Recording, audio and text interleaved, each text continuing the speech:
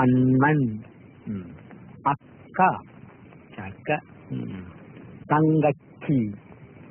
நான் உன்னை விட மாட்டேன். நீ என் புன்னகை மன்னன். വേലക്കാരിയായിരുന്നാലും നീ എൻ മോഹവല്ലി. വേലക്കാരിയായിരുന്നാലും നീ എൻ മോഹവല്ലി. വേലക്കാരിയായിരുന്നാലും നീ മോഹവല്ലി. വേലക്കാരിയായിരുന്നാലും നീ മോഹവല്ലി.